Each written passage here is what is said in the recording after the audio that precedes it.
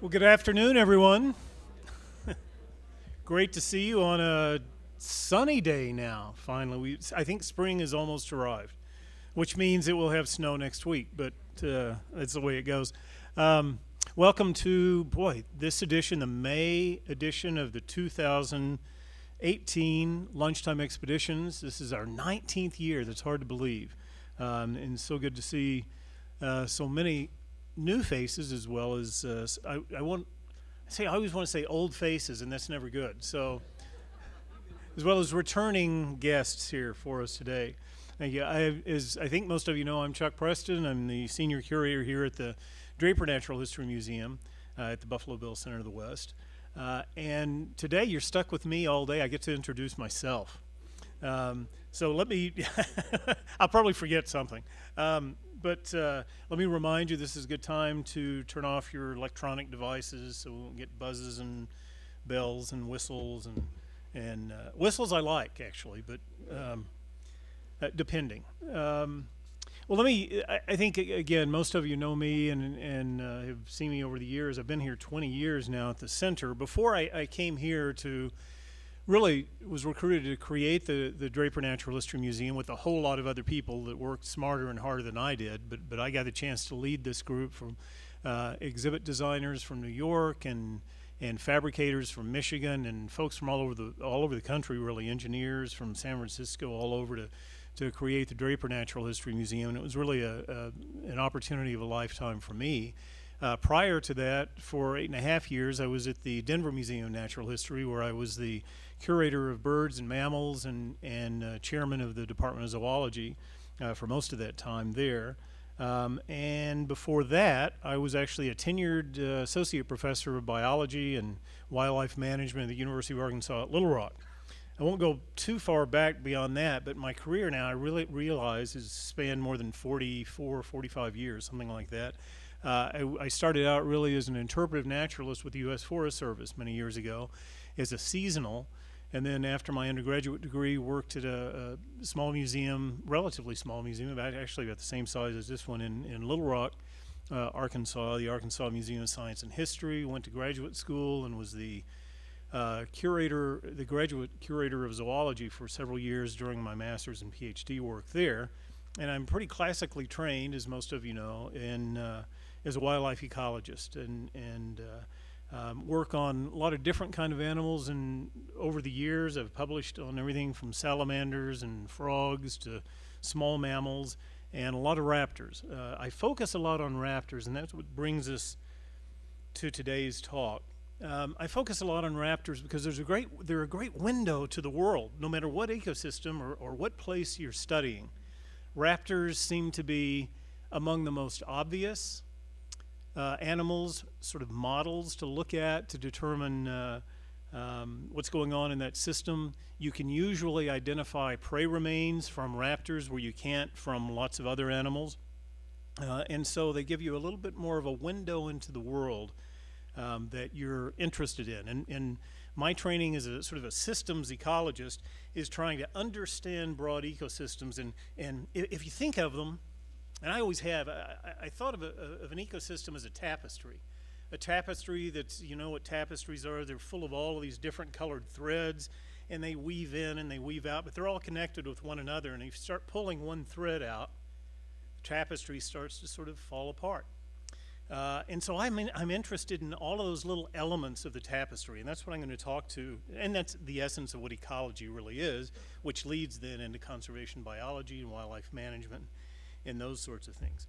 So today, I'm going to talk about a big tapestry that we call the sagebrush steppe, and about a couple of key players, key threads in there in the sagebrush steppe, the golden eagle, and in this case, in the Bighorn Basin, the lowly but pervasive cottontail rabbit. Actually, two different species of cottontails, and we'll talk about that. So we're really talking about a couple of different Western icons here.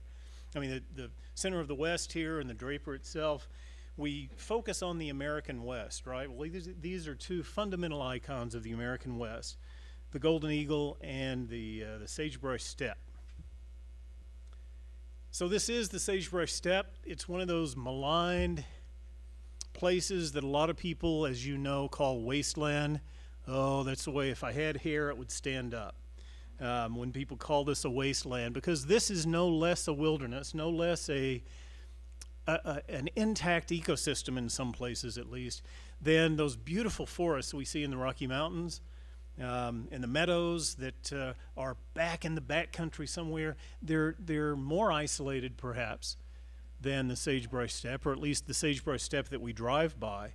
But if you start walking back, it's just like Yellowstone National Park. If you go out in the Bighorn Basin, you start walking back a half mile, even a half mile from most roads, you've got a wilderness area there, and it's an intact native ecosystem. And in fact, this was the largest ecosystem, the most expansive ecosystem in North America, in Western North America, that we had.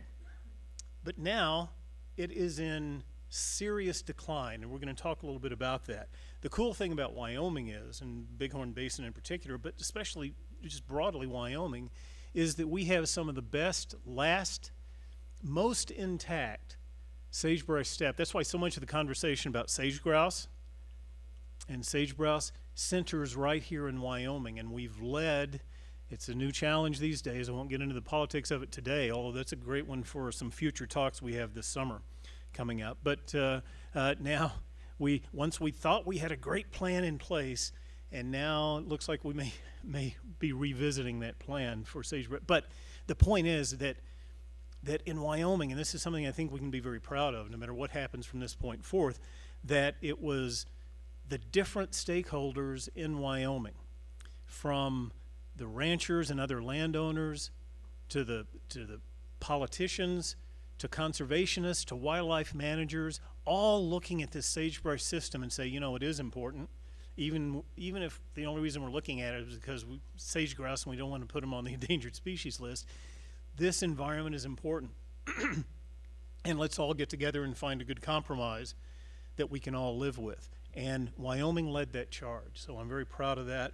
And we're going to talk about this sagebrush system because it is, for folks who are, and a lot of our guests that come through every year on their way to Yellowstone, to and from Yellowstone, and maybe seeing some of this even in that area between, say, the southern part of Yellowstone and Jackson, that nice big, in fact, you could see the airport from it. You're driving through a sagebrush steppe area there, but there's not many of these sagebrush steppe areas left intact in the American West at all, but Wyoming's got the biggest stretch of them. But it's easy to drive by and say wasteland or nothing interesting happening there. But the fact is that there's a lot happening out here, and I won't go through every little detail here on this slide. This is something put together by Audubon Rockies that's a poster, and we use it occasionally in classes, teaching classes and other things, but it highlights some of the species that are critical to the sagebrush steppe, and many of them are obligates. That means, and you'll hear that a couple of other times, it means that they are limited to living in this sagebrush environment. I'll define sagebrush steppe here. Now's a good time to do that, because we know that when I talk about sagebrush steppe, we're talking about landscapes that are dominated by sagebrush. The steppe part, S-T-E-P-P-E, is the grasslands, the grasses. It's generally this gently rolling or relatively flat environment dominated by sagebrush, but with plenty of different grasses, and all of those are critical to supporting wildlife like pronghorn and even jackrabbits and badgers and horned lizards, or in Texas you'd call them horny toads, right, Penny? Yeah. And rabbit brush and the sagebrush and several different raptor species and lots more going on in here. So we're going to highlight some of those in a bit. But the point is, this is really an intricate system that is an integrated system where every piece, just like in your computer, if you start opening up your computer and tearing out wires, or maybe opening the hood of your car, taking that little blue wire seems out of place, I'll just take that out, something bad could happen. This is the sagebrush steppe area that I know. I also know the brown, this same place, if you'd go out there a couple of months ago now, or even a month ago, it would be brown, pretty colorless. You think everything is dead, but this place comes alive. And that's what we miss sometimes. If you're not out there and you haven't strolled through here, and with every step you're smelling fresh sagebrush, just filling your nostrils with that unique, pungent odor. and you see these fields of wildflowers as well. They may be only up for a couple of weeks at a time, and they may not come up every year, depending on the moisture level and lots of other things. But this is the sagebrush steppe that I remember in the middle of winter and look back on and see this. So let's talk about some of those little creatures that fit in here before we talk about my favorite one these days, and that's the golden eagle, of course. Horned lizard here. Horned lizard eats what? Do you know? Ants. There you go. Primarily ants. And so what? Well, this little horned lizard eating ants changes the entire, or at least influences, the entire makeup of the invertebrate community in a sagebrush steppe system like this. This is a short-horned lizard. This is, well, it's me, but it's also a bull snake that is one of the few snakes that we have. We only have 3 species, really, that call this sagebrush steppe area home in the Bighorn Basin, and the bull snake is one of those, the other 2 being the wandering garter snake or western garter snake, and one other I'll show you here in just a minute. My favorite, Bonnie's least favorite, right? Excuse me. Bull snake and other species, primarily a rodent eater, and in so doing, help structure, believe it or not, that rodent community in here. Non-poisonous, you know that, or I wouldn't be handling it quite that way. You see the door flung open on our old blue, the old 1987, I think, Suburban that we've used for a field vehicle. It's sort of semi-retired right now, by the way. I may be that in another year or 2. We'll see. This is one of my favorites, actually, but not so much for a lot of our team runs into this when we're in the field a good deal. This is, of course, the western or the prairie rattlesnake, relatively common in areas here, but one of the smaller rattlesnakes at full length, you're looking at 3 to maybe 3.5 feet for the most part. But yes, possibly very dangerous. Another rodent eater, but lives in slightly different areas than the bull snake and hunts at different times, and so they sort of partition the resources in a way there. Of course, the sage grouse has become the poster child, I guess, or the poster animal for the sagebrush steppe, and for good reason. It's because this species has declined. It was very common throughout the West, throughout the sagebrush country in the West, and has declined precipitously over the last few decades. Wyoming, again, one of its last great strongholds, frankly. And even declining here too in some places. Hopefully we'll work again on this and continue to work on this sagebrush plan, because it's often been touted as an umbrella species. You know what that means? Grizzly bear is also umbrella species, but the concept of an umbrella species is a little weak in there, as an ecologist I'll say, in that just because you're protecting this one species doesn't necessarily mean it benefits everything else. However, I think the concept is still valid, and we're going to talk about it with the golden eagles in a bit, because generally speaking, these umbrella species, if they're doing well, then primarily the productivity and the quality of the habitat is doing pretty well. So the sage grouse became famous, I guess, for a lot of people that don't hunt sage grouse.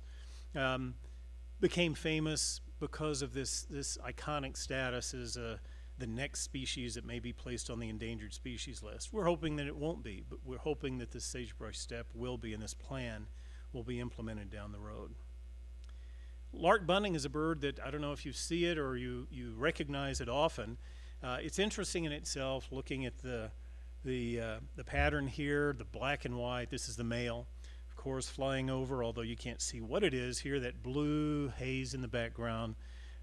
This is penstemon that lives in that blooms in the sagebrush steppe. But I wanted to point out that lark bunting because it provides you with a really good example of adaptation to a specific kind of environment.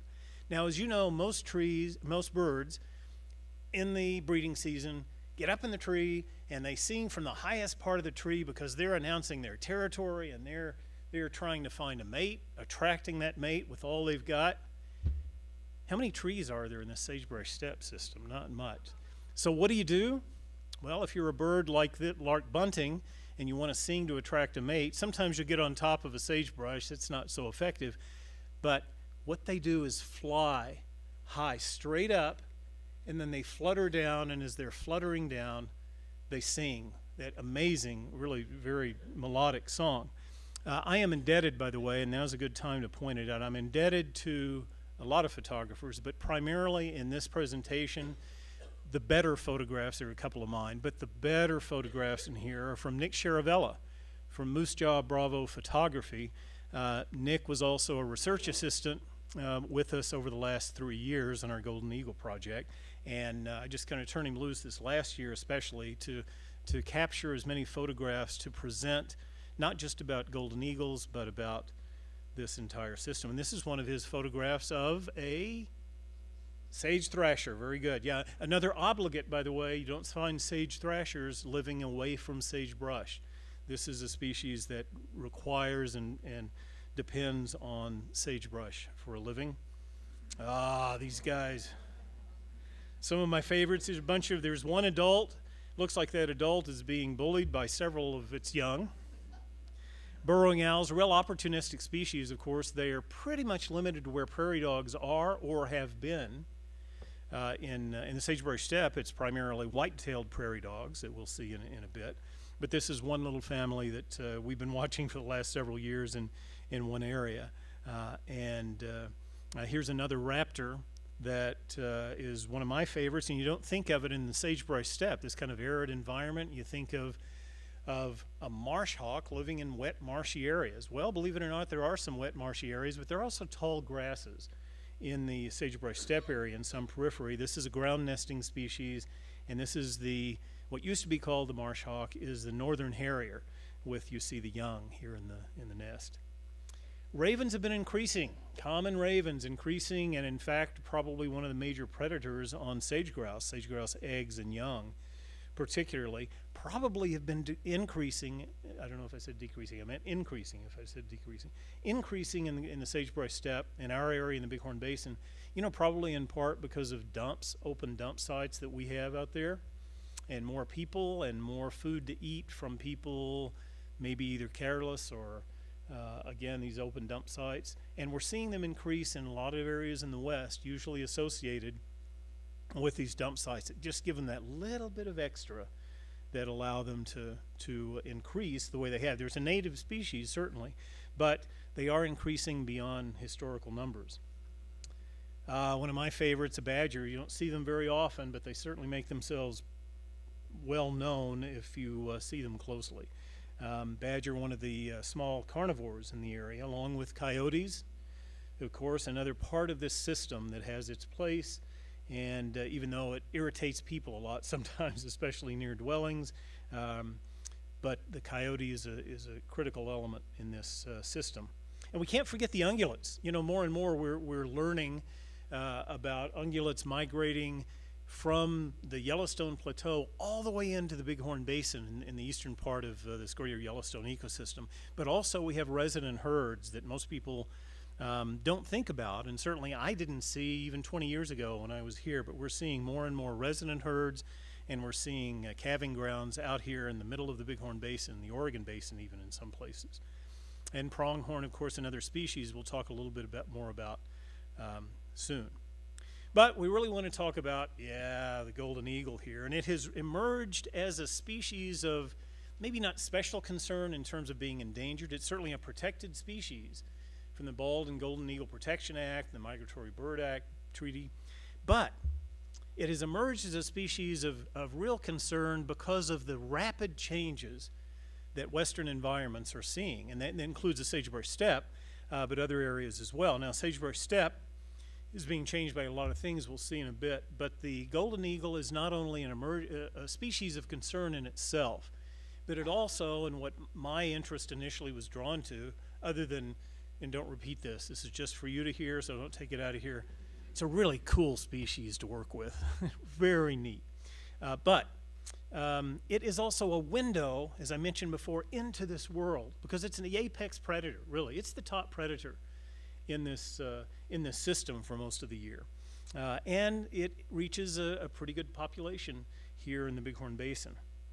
And its primary prey, and we'll talk more about this, is the cottontail. And there are two species of cottontail, the desert and mountain cottontail, that actually can coexist in the Bighorn Basin. The desert cottontail is more common. They're almost impossible to tell apart in the field, but they do have slightly different biologies in here. And the story today, really, I'm going to talk about is this predator-prey dynamic of these two species. I mentioned that they are a window into this changing environment, and believe me, it is changing. Here's a good example of cheatgrass, all the pink stuff you see sort of invading a little bit here. This is cheatgrass, and it can actually change an environment drastically, profoundly, eliminating native habitat as it moves forth. It's a species that cures. It was introduced because it's a food for cattle early in the year. It greens up very early, but it also cures very early. Becomes very dry when you still have some greenery around it. And that dry grass makes a great fuel for fire, even naturally caused fires. When it burns everything around it, including the sagebrush, lends that fire because it builds that fuel. And then guess what replaces it? More cheatgrass. That's right, because it's a fire-adapted species in there. And it has completely changed the nature of sagebrush steppe in about 2/3 of the Great Basin area west of us. Also, of course, we're seeing increasing recreation, and I'm not here to say, oh, gee, stay out of these areas. I'm saying let's use these areas responsibly and recognize they have value and treat them like they have value in here. And we're seeing increased, it's a numbers game. When 3 or 4 people were out on ATVs or bicycles, mountain bikes, or even hiking, not a big deal. Now multiply that by 10 and 20 and 30 as we're seeing now. Richard Jones is in the back. Richard's one of our pilot for this research, and he was the first one that pointed out to me what he was seeing year in and year out was more and more spaghetti trails of these ATVs and in some cases mountain bike trails increasing. Again, not saying don't use it. This is a multiple use landscape. Nothing wrong with that. It's about valuing it, and just like we do in our own homes and our own lives, is being a good steward of what we've got out there. And of course, this is happening throughout a lot of the West. Not so much in our area, although we do see slow creep of development. It has an impact. Not saying we can't develop anything, saying let's do things in a smart way. So this is our study site. You see a little polygon around Cody. That's a study site of about 250,000 hectares, something like that we have been studying over the last 10 years, looking at primarily at golden eagles to get a better sense of this system. And this is very briefly some of our research team over the years. This was just a snapshot, literally in time, in 2015 when we were drawing blood and doing a number of other things here. From left to right, I'll go through these folks. Nathan Horton, he's the one with the unchanging countenance. Bonnie Smith there, you see, defiant as always. Melissa, I'm not sure what Melissa's thinking there. Richard, as affable as ever. Me, just absolutely. Oh, where's my cap? I got to put my cap on here. Just so you know it's me. There we go. I got the cap. Destin Harold, biologist with the Bureau of Land Management. Nick Charavella, I mentioned before, is our photographer, but also a climber. Helps rappel, or was doing most of the rappelling over the last few years in the nest, and a research assistant. Boy, we're doing lots of things out there. I'm not going to go over this in detail, but you see Richard over in the lower right-hand corner is our pilot, again, doing initial surveys for golden eagle nests every year, see what status they're in. We rappel into those nests, and we collect information and blood and other things and band individual birds, and we monitor them. Nate and I down at the bottom here just banding. I don't know if we've just banded or about to band. We just captured these birds, about to band them and release them. But also we have a host of volunteers, and I thought this was a great project to an opportunity to get the community involved in science. So these are our citizen scientists. We call them the Golden Eagle Posse. This is just a few of them. There are many more here, and they help us monitor the different nest sites, document them. This year we're going to be documenting some characteristics of nest sites, even help with nighttime roadside surveys. But this is the real crux of what we're talking about today. The golden eagle, this is a golden eagle and young.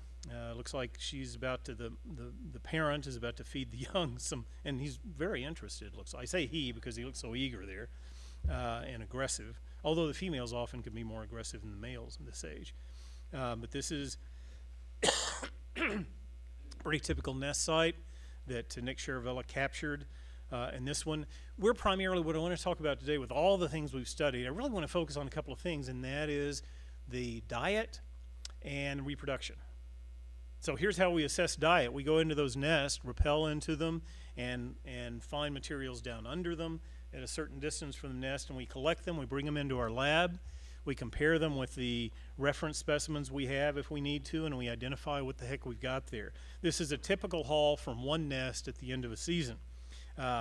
This year, by the way, we're going to increase that. We're going to put cameras in nests where we have authority to do that, and see if we can also measure prey delivery as well as what's left behind, and see how they jive, see if we're really catching everything we think we are. This is a result, primary result of, and this is I think over 9 years averaged.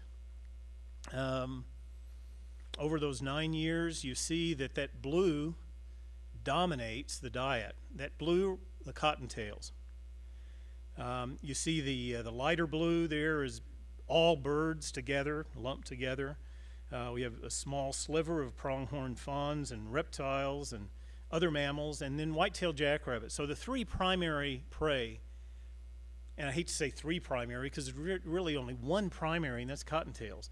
But then we have pronghorn and white-tailed jackrabbits as sort of secondary prey items in here. But the point is, cottontails are dominant. We didn't expect that because golden eagles are very versatile. They can take a wide range of everything from adult pronghorn and deer to coyotes and foxes and sheep, although we didn't see. I think we found one sheep remained in one nest here. Sage grouse was another thing we thought we'd see more of, but at least during the nesting season, they're not taking many sage grouse here. So when you find out what primary prey is, you want to say, well, what's going on with that prey? What's the nature of that prey? What's the character? We wanted to know abundance, and we wanted to know the stability. And as you can see, there's no stability here. But there is a pattern. If you look at it, look from peak to peak or valley to valley, and you'll count about 6 to 8 years between low and low or high and high. That defines a cycle that has never really been discussed or understood or even really documented. Now we get this data over a period of almost, well, more than 30 years now from the Wyoming Game and Fish Department. They maintain cottontail hunter bag records. So the next question is, well, is that really what's going on out there? This is just for our region, by the way, the Bighorn Basin. So we do, and we've only started in 2009, but we run nighttime spotlight transects to figure out how things vary from year to year, and we found that this pattern holds for us as well. In those years where we've studied it and we have these data, they match up. The relationship, the correlation is more than 99%. So it's incredibly close in here. So cottontail cycle, they're not stable. So that leads to a question. If they're the primary prey, how do eagles respond when these this one primary species declines? One hypothesis is that, well, they'll just switch to alternate prey. There's lots of other things to eat out there. And then they'll maintain their reproductive output that way. So reproduction should stay stable. Or they may try to maintain that diet of cottontails, and because of that, their reproductive output is reduced. There are also variations of these two, but these are two just to give you an idea how we think about those sorts of things. So let's see what happens. Oh, nothing. Ah, there we go. Okay, so we look at on the axis, the vertical axis there, we have what's called a standardized diet breadth. It's just a measure of the breadth, the diversity of diet that golden eagles are eating during a particular year in this case. And we're comparing that with cottontails harvested per hunter day, that same figure you saw before. And the pattern's pretty clear, and it is statistically significant. And that is that when cottontails are low, breadth is high. They are eating more alternate prey. So, can they maintain that reproductive output? Nope. See this? Same thing on the bottom of the axis. That's cottontails harvested per hunter day. Now the vertical axis is golden eagle reproductive rate. And you see you've got the opposite direction here of the line, meaning that when cottontails are low, reproduction is low. They do switch. So here's the take-home message. They do switch prey to some extent. They use alternate prey, but it's not enough to compensate for the loss of those cottontails. So as cottontails go, so goes golden eagle reproduction in the Bighorn Basin. Now that's different from a lot of different areas across it. You'd think, oh, well, that's pretty straightforward. I guess that's what happens everywhere. Nope. Every different kind of study area is finding slightly different things because no two areas are exactly alike. One size doesn't fit all. So what are the conservation implications here if you're looking, for example, at golden eagles, again, which are not endangered at this point, would kind of like to get ahead of any crisis. The conservation implication is pretty simple. If you want to stabilize or increase reproduction, you either support the primary prey, that is, improve or at least maintain cottontail habitat, or you diversify the prey base. And in this case, that would mean primarily white-tailed jackrabbits and white-tailed prairie dogs.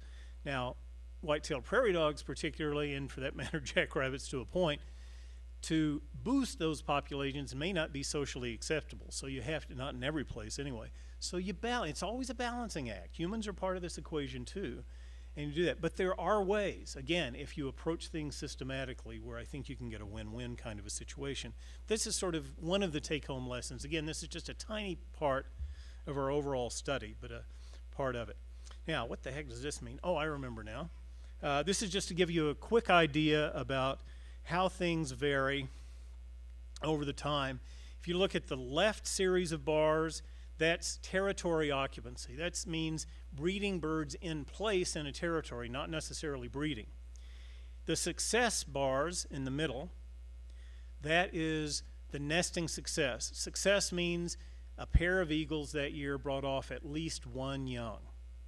And productivity, well, that's a measure of how many young were brought off per breeding pair. Okay, so those are the three measures here. I'm just going to run through this real quickly. Within each series, you've got a blue bar, a red bar, and I guess it's kind of lime green, huh? Who's my color expert? We'll figure that one out. At any rate, the blue bar is the high end of what we've found over the last 9-10 years. The red bar is the mean or the average, and the right bar is the lowest that we've found. So for occupancy, we vary. Our average, by the way, is about 82-83%, something like that. And you can see how it varies from time to time. There's a pretty good variation there. It's not consistent from year to year. These territories, and we have about 83 of them that we've identified, thanks to Richard identifying most of them early on from the air. We have about 83 territories that we've identified, and in a given year, may have only 80% of those that are actually occupied and defended by a pair, whether they breed or not. Success, our mean success is just under 60%, but it varies quite a bit. More than 85%, and a low of just about 30% roughly. Productivity, our high was 1.34 young produced per breeding pair. For every breeding pair, you produced less than 2, but more than 1 eaglet. The mean is actually about 0.8 something, and the low is way down. You see in those bad years, and these are bad rabbit years, that's why that graph is so strong, the relationship is so strong.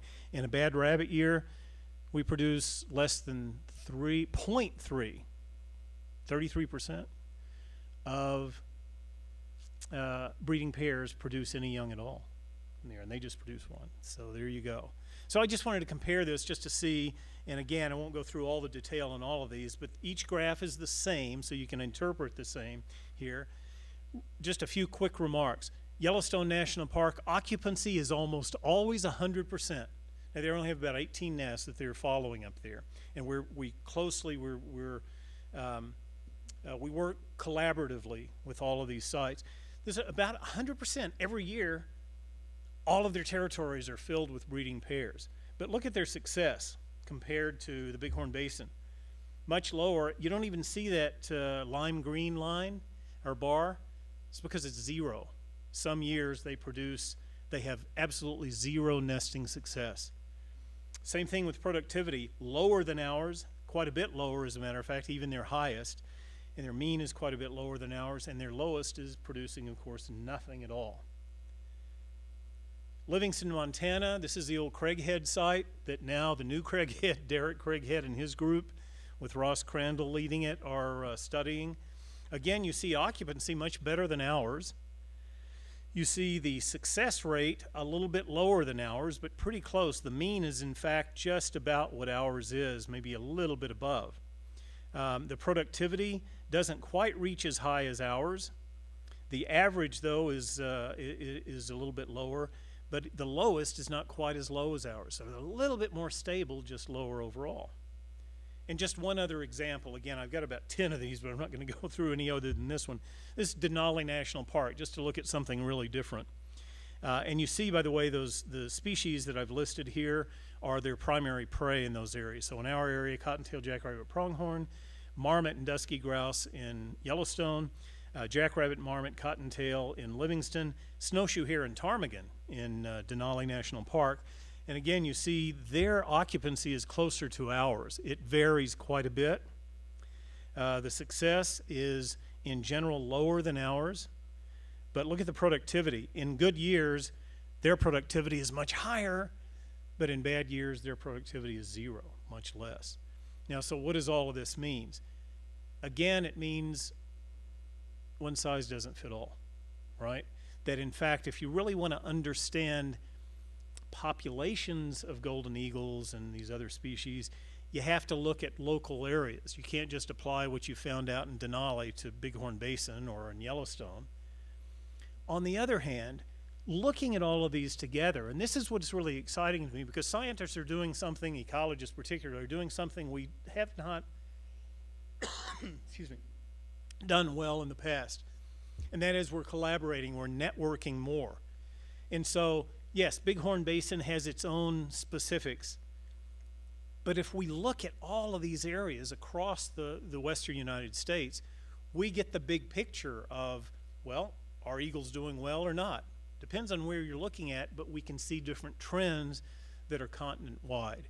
It really is, it may not sound really exciting to you, but for us in this field, it really is exciting. The key is to standardize our methods, and that's what we're working on now, to create this continent-wide database that gives managers and political leaders, for that matter, policymakers, the best information possible.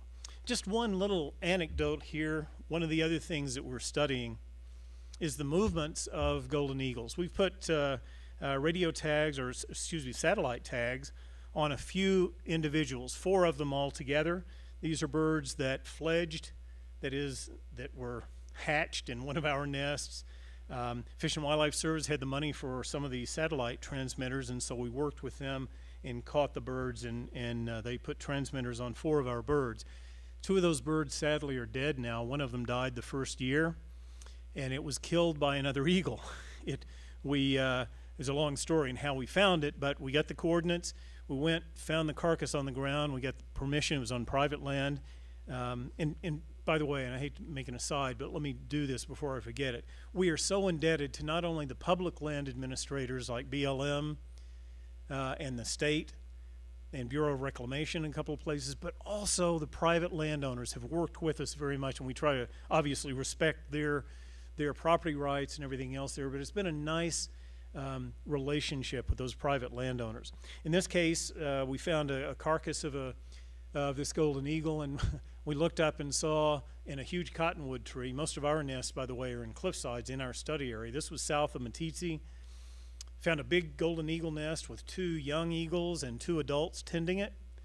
and we found this dead eagle only about 20 meters from that tree, and sent it in through the U.S. Fish and Wildlife Service for necropsy, and found out that it had trauma that would be similar to a fight with another eagle. It didn't win, and these eagles can be very territorial. The second one lived 4 full years, almost 4 full years. We just found it last week. Nate Horton and Corey Anko, our assistant curator, went out and found the bird from the coordinates that we got from the satellite transmitter, and it may be a similar situation. It looks like it was within a half mile of a territorial eagle pair, and it may have just crossed the wrong place at the wrong time. But that means we still have 2 of our babies out there, and this gives you some, I don't know how well you can see this. Well, you can see the red dots pretty well. This is over a period of December November, December, about a month-long period in 2017, just to give you an idea how these birds move around. Now, this is a bird that this one was banded and tagged from a nest just north of Powell on BLM land, that one. And since then, it's been all over the country. This one's been down to Casper, but over the last couple of years, it's been hanging around this area. And you see it's up north of Red Lodge, as you see there, between Red Lodge and Roscoe, you know where that is in Montana. And this is our Montana bird that's been hanging out. And we expect it to begin breeding this next year. It usually takes 5 years before a bird is ready to become an adult breeding bird. So it's hanging out there. And the coolest thing, I got to show you this last slide. The coolest thing is, we never get to see these birds again, right? Unless we trap them again. But this one was hanging out around a carcass that was next to the road, and one of the roads, just next to the highway, in a fence line near Red Lodge. And a biologist up there I've been in touch with for a while, who works for Montana Fish, Wildlife, and Parks, sent a photo. He didn't know what we had or anything else, so he took a photograph of a bird he saw. This one. See the transmitter, the little aerial coming out? That's our bird. That's our little male that came out of that nest near Powell, and he snapped this photograph, and he sent out a bulletin, said, does anybody know who this bird is? We got together with Fish and Wildlife Service, who's tracking the bird, and identified it as our baby here. So he sent me this photograph. Kind of neat when you see your children all grown up almost. Well, I can't leave without promoting our new exhibition coming up. Monarch of the Skies will certainly showcase a lot of our own research. I mean, that's what I think a top-tier museum does. We showcase our own work that knowledge that we've created with our team here. But it also will highlight some of these other studies I talked about, how they all match together, and have a lot of fun stuff in there too, for like the big silhouette. You can compare yourself. You can tell it for the kids, but then you can sneak in there and do it too. And compare yourself to a big 7-foot wingspan of a large female eagle. We'll have an articulated skeleton there. Those are always kind of fun to see how these pieces fit together, and then in that, use it as a way to discuss how eagles are different than a lot of other birds. And we have an ecology and natural history section. We have a sort of a science section. So how do we know? Science is a way of knowing about these things. We'll have food remains, prey remains. I know you were excited about that when you saw those disgusting things on the table. That'll be in a case in there. We'll talk about those things, and you can identify different things. So I won't go through all of it, but I hope you're excited about that. We'll open to the public on the 10th. We do have, if you're a member, we'll have a members opening on the 8th of June. 8th of June. And for those of you know, we have a few folks in the media. We'll have a media preview that we'll be sending out a notice here soon. That'll be on the 7th of June. So we're looking forward to that. And it's not just about the ecology and the conservation and the science about golden, or the ecological science about golden eagles. It also covers this and that's why it's so neat. It's a multidisciplinary exhibition, really bringing cultural, and in this case archaeological, information to bear and give you a broader perspective on what's going on. Here's Bonnie Smith. You recognize Bonnie down at the bottom here, pointing out some of the rock art, and she's been working very hard at not only identifying and documenting some of these rock art sites that have thunderbirds that's sort of related to the golden eagle and to the relationship with native people for many generations, and golden eagles. But she's also been active in finding these eagle traps that Native Americans used in our area specifically they couldn't dig into the ground very well, so they built up these rock traps, and she'll tell you more about that later. She's going to give a talk. Bonnie's at September, I can't remember, November, about some of her work over here. And in the meantime, we'll have Larry Lohendorf also talking about some rock art and other sacred sites. So this is a really exciting part of our exhibition. And also Rebecca, and Bonnie is a co-curator of the exhibition, and so is Rebecca. So the three of us work together on these things. Rebecca West, is the Plains Indian Museum curator, and she's helped us with some of the materials, the contemporary and the older materials from the Plains Indian collection that relate to eagles in one way or another. And we'll be rotating some of those artifacts within the exhibition over time. So we're thrilled. It's been a wonderful team effort here involving so much of the center in one way or another, and we're anxious to open that and highlight not just our research and our science and what's going on with golden eagles in a biological sense, but also through rock art and archaeology and Plains Indian ethnography. Makes it, I think, a sort of a multiple portals for a lot of folks with different interests. And I have to end with this, of course, because as we all know, birds of prey know they're cool. Thank you so much. I appreciate it.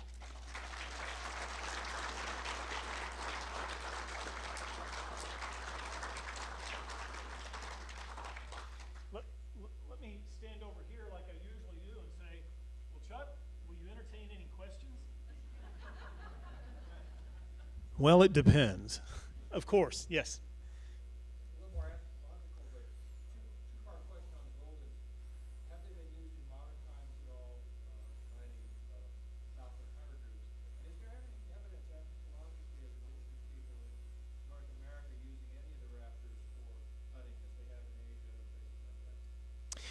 I'm not really sure about the second question. I don't know of any specific information on Native Americans, as many other indigenous folks used raptors for hunting. Maybe some of you know that. But absolutely, your first question, there's evidence that, or there are many falconers who are able to use golden eagles as they have to be very well trained and advanced in what they do, because it is a big, dangerous animal. But yes, they are used in falconry. And of course, you may know of the Kazakhstani people and others in different parts of the world who use golden eagles to hunt everything from wolves to foxes to reindeer, one place or another. I have time for, I think, two more questions, if I've got this. Yes, Linda. Not really. We're documenting nests, other raptor nests that we see. And I'm glad you asked that question, because we've been focused so much on the golden eagle, and we wanted to get that story and understand it, so we can use that as in science we often talk about a research platform. We've built that platform so we know enough about that system, and now it's time to sort of extend that platform. Koryenko, our new, I say new, I shouldn't say that anymore. He's been with us for more than, almost a year now. It will be 9 months. August last year. Corey is going to spearhead some new projects, sort of playing off of our. We're going to continue doing a lot of the monitoring work, but we're going to extend off that. The bald eagles, of course, there are not that many nesting in our area. We do have quite a big wintering group that come down and spend the winter here, and that's one of the things that I'd love to take a look at, especially with carcass cams and others, and look at that relationship between bald and golden eagles under different circumstances during the winter. Mm-hmm.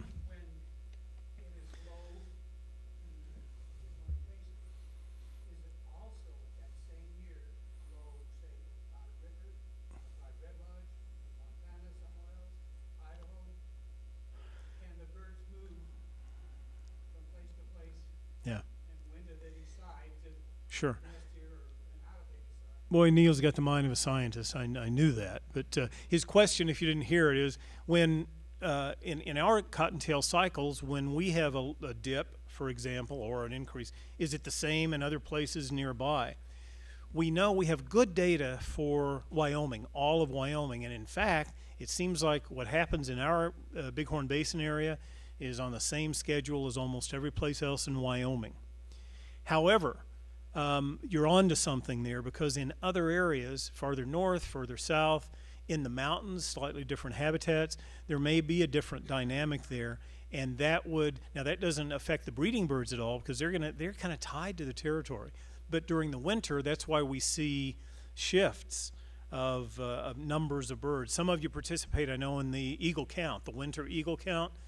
Valuable, another citizen science project, really a valuable tool, because that golden eagle, or that eagle count, raptor count really is what it's become, gives us a fairly consistent view. It's collected under consistent conditions, consistent view winter to winter, snapshot in time, but still winter to winter, on the non-breeding population. Most of our birds are resident birds. They live here year-round, but they're joined in the winter by these others. So in good rabbit years, we have more eagles come from other places to stay here. In bad years, they kind of pass us by and look for those other richer areas. Good question. I have one more question. It's 5 after, so we'll take it. Any? Oh, troublemaker. Yes. I shouldn't ask you this, but Then I heard everybody kind of take it whenever you showed the visual of the golden eagle feeding for babies. good. I wanted that response. Years ago, your first exhibit here, you had an amazing wild horse image. It's still collected around Draper. Do you have any plans to have that in poster form or frame picture form that we can buy and have to see? From your mouth to our revenuers' ears. Is Sue here today? Poor Sue. We're going to pick her on this one. We are in discussions about that. Part of that is a relationship between our revenue operators at the center and the photographer. So I'm hoping, yes. That's a good question. I'm sorry. What she asked was, we've had some in the past, whether it's starting with our wild horse exhibition that we did through the Draper for the center, and the thoroughfare. That was another thoroughfare cabin. We've developed posters from there. They're just big collector's items now. I mean, they've become very popular, and you see some of these photographs that that we have. I would love to turn a couple of those into posters, so we're working on it. Yeah, thank you. You should ask that question, actually. I'm glad you did. Guys, thank you so much. Oh, next, thank you. I won't step on my own applause, right?